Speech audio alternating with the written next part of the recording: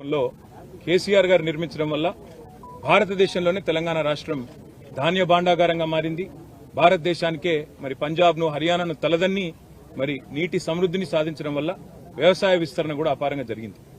దురదృష్టం మరి మేడిగడ్డలో జరిగిన ఒక చిన్న సంఘటనను పట్టుకొని దానిని భూతద్దంలో చూపెట్టి మొత్తం కాళేశ్వరం ప్రాజెక్టే ఒక విఫల ప్రయత్నంగా చేసే క్రమంలో భాగంగా రేవంత్ రెడ్డి గారి ప్రభుత్వం గత 8 నెలలుగా లక్షలాది మంది రైతుల జీవితాలతో చెలగాటమాడుతా ఉన్నది.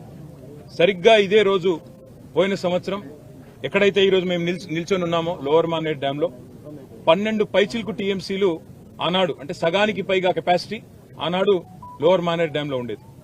సరిగ్గా ఇంకో 5 రోజుల తర్వాత పంపింగ్ అనేది టైం చేయడం వల్ల ఎల్ఎండి 24 టీఎంసీలు కూడా ఆనాడు మేము నింపి రైతుల గుండెల్లో ఒక భరోసా నింపగలిగినాం. కానీ ఈ సంవత్సరం ఇప్పుడే అధికారులతో మాట్లాడుతూ ఉంటే అధికారులు స్పష్టంగా చెప్తా ఉన్నారు, ఇప్పటికి 45% తక్కువ వర్షపాతం నమోదైంది ఈ సంవత్సరం. భవిష్యత్తులో సెప్టెంబర్ మాసం దాకా వర్షాలు కురిసే అవకాశం ఉన్నా దానికి గ్యారంటీ లేదు. కాబట్టి పంపింగ్ అనేది ఇంకా మేము నిర్ణయం తీసుకోలేదు అని అధికారులు చెప్తా ఉన్నారు. ఇవాళ అక్కడ లక్షల క్యూసెక్కుల నీళ్లు కిందికి పోతా ఉన్నాయి ప్రతిరోజు కిందికి గోదావరి నదిలో.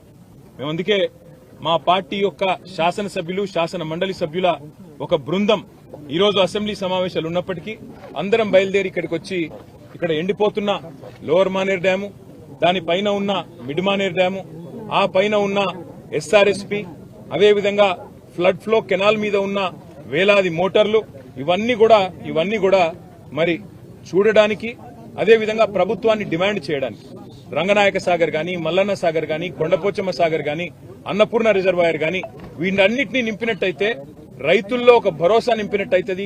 సాగునీటి విషయంలో ఒక పూర్తి స్థాయి స్పష్టత రైతులకు వస్తుందనే ఉద్దేశంతో మేము ఈ కాళేశ్వరం సిస్టంలోని రిజర్వాయర్లు, అదేవిధంగా పంప్ హౌజులు వాటి సందర్శనకు బయలుదేరి రాష్ట్ర ప్రభుత్వ దృష్టికి ముఖ్యంగా తీసుకొని ఒక్క విషయం రాదలిచినాం. రైతులు ఆందోళన చెందుతా ఉన్నారు. మీరు రాజకీయపరమైన కక్ష పెట్టుకుని ఇవాళ పంపింగ్ స్టార్ట్ చేయకుండా కాళేశ్వరం స్కీమ్ లో నీళ్లు ఇవ్వకుండా మళ్లీ రేపు ఒకవేళ ఈ తక్కువ వర్షపాతం నమోదైందని లేదా వర్షాలు పడలేదని తద్వారా రిజర్వాయర్లు నిండలేదని చెప్పి మీరు సాకులు చెప్పి రైతులకు రాష్ట్రంలోని మరి ప్రజలందరికీ నష్టం కలిగించే ప్రయత్నం ఏదైతే చేస్తున్నారో ఇది మంచిది కాదు.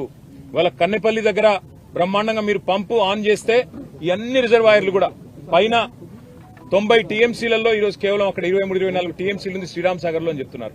తర్వాత మిడ్ మానేర్ లో 5 టీఎంసీలు ఉన్నది, ఎల్ఎండిలో 5 టీఎంసీలు అంటే 140 టీఎంసీలకు గాను ఈ రోజు కేవలం మనకు 35 టీఎంసీలు కూడా నిండి లేదు. ఒక పెద్ద ఎత్తున పంపింగ్ చేసుకునే అవకాశం వెసులుబాటు ఉంది. దాంతో పాటు మీరు మల్లన్న సాగర్ లో 50 టీఎంసీలు, కొండపోచమ్మ సాగర్ లో 15 టీఎంసీలు నింపితే కేవలం రైతులకే కాదు హైదరాబాద్ మహానగరానికి కూడా రేపటి మంచినీళ్లకు గాని, మార్గమధ్యంలో ఉండే వేలాది గ్రామాలకు, ఇతర జిల్లాలకు, నియోజకవర్గాలకు కూడా మంచినీటికి కూడా ఇబ్బంది లేకుండా మనం రేపటికి మేనేజ్ చేసుకునే అవకాశం ఉంటుంది. ఎన్నిటినీ పక్కన పెట్టి రాజకీయపరమైన కక్ష, కేసీఆర్ గారిని బద్నాం చేయాలని చెప్పి మీరు 8 నెలలుగా చేసిన ప్రయత్నం అందరికి కనబడతానే ఉంది.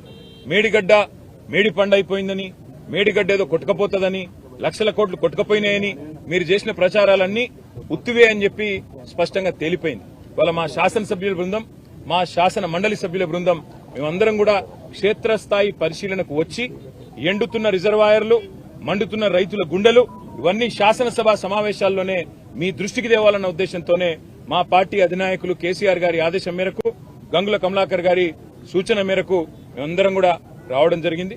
తప్పకుండా రైతుల పక్షాన రాష్ట్ర ప్రభుత్వాన్ని శాసనసభ సమావేశాల్లోనే నిలదీస్తాం, అడుగుతాం.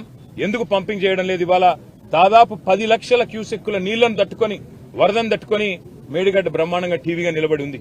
అందుకే మేమనేది రాజకీయాలు వదిలిపెట్టండి, ఎలక్షన్లు అయిపోయినాయి, ఇంకా కూడా రాజకీయ ప్రయోజనాల కోసం, రాజకీయం కోసం వాళ్ళ రైతుల జీవితాలతో చెలగాటం ఆడవద్దని చెప్పి కూడా రేవంత్ రెడ్డి గారికి, ప్రభుత్వానికి విజ్ఞప్తి చేస్తూ అధికారులతో మా సంప్రదింపులు కొనసాగుతాయి. అవసరమైతే అన్ని రిజర్వాయర్లు పోతాం. ఈరోజు కేవలం ఎల్ఎండికి వచ్చినాము, రేపు ఉదయం కన్నెపల్లి పంప్ హౌస్ పోతా ఉన్నాం, అదేవిధంగా మేడిగడ్డ బరాజ్ పోతా ఉన్నాం. అక్కడ కాళేశ్వరం వాతావరణం అనుకూలిస్తే అన్ని కూడా రేపు మధ్యాహ్నం లోపల చేసి మళ్లీ శాసనసభ సమావేశాలకు తిరిగిపోతాం. పాత్రికేయ మిత్రులకు కూడా విజ్ఞప్తి, దయచేసి రైతుల వెతలను, ఎండుతున్న రిజర్వాయర్లను కూడా మీరు కూడా దయచేసి ప్రభుత్వ దృష్టికి వచ్చే విధంగా మీరు కూడా ఈ అంశానికి ప్రాచుర్యం కల్పించాలి, ప్రచారం కల్పించాలని చెప్పి కూడా విజ్ఞప్తి. థాంక్యూ. సార్ అంటే ఇప్పుడున్న దశలో ఆ నీరు ఫ్లోటింగ్ ఉంది కదా, ఈ టైంలో పంపింగ్ చేసే అవకాశం ఉంటుందా? రేపు కన్నెపల్లి పంప్ హౌస్ దగ్గర ఈ టైంలో కాదు బ్రదర్, 40,000 క్యూసెక్కులు దాటితే ఎప్పుడైనా పంప్ చేయొచ్చు. ఇప్పుడు అక్కడ 10 లక్షల క్యూసెక్కుల నీళ్లు కిందికి వృధాగా పోతున్నాయి, వందలాది టీఎంసీల నీళ్లు కిందికి పోతున్నాయని చెప్పి ఇంజనీర్లే చెప్తా ఉన్నారు. ప్రభుత్వ ఆదేశాలు రాలేదని చెప్తున్నారు. కాబట్టే మేము ప్రభుత్వాన్ని కోరుతున్నాం, వెంటనే రివ్యూ చేయండి, చేసి రైతుల గుండెల్లో భరోసా నింపండి. ఎప్పుడైనా చిన్న ఇదేం పెద్ద అర్థం కాని ముచ్చట కాదు బ్రదర్. ఎప్పుడన్నా మన ఇంట్లల్లో నీళ్లు వస్తాయి, ప్రతిరోజు గంటనో 2 గంటలో నీళ్లు వస్తాయి, ఏది మున్సిపల్ నీళ్లు. ఏం చేస్తాం మనం? ఇంట్లుండే బిందెలన్నీ నింపుకుంటాం, ఇంట్లుండే కుండలన్నీ నింపుకుంటాం, డ్రమ్ములు ఉంటాయి డ్రమ్ములు నింపుకుంటాం, పెట్టుకుంటాం. ఎందుకు? వచ్చేది గంటనో 2 గంటలో కాబట్టి దెబ్బన నింపుకొని పెట్టుకుంటాం. మేము చెప్పేది కూడా గదే, కింది గుత్తగా పోతున్నాయి నీళ్లు, వాటిని పంపు చేసి మొత్తం ఎస్ఆర్ఎస్పీ నుంచి మనం కట్టిన కాళేశ్వరంలో కట్టుకున్న రిజర్వాయర్లన్నీ నింపుకుంటే 240 పైచిలకు టీఎంసీల నీళ్లను ఆపుకోవచ్చు. 240 టీఎంసీలు అంటే 24 లక్షల ఎకరాలకు నీళ్లు ఇవ్వచ్చు. ఒక టీఎంసీతో 10,000 ఎకరాలకు నీళ్లు ఇవ్వచ్చు. నీళ్లున్నాయి, తప్పకుండా వెంటనే నింపి పెట్టండి అని చెప్తున్నాం. అంతకంటే ఇలా బేచజాలకు పోవాల్సిన అవసరం లేదు. మేము చెప్పినాం కాబట్టి చేయొద్దు అనే ఆలోచన వద్దు, రైతుల కోసం చేయమని ప్రభుత్వాన్ని కోరుతున్నాం. కానీ ప్రాజెక్టు రేపు మాట్లాడదాం, మిగతా విషయాలు మాట్లాడదాం.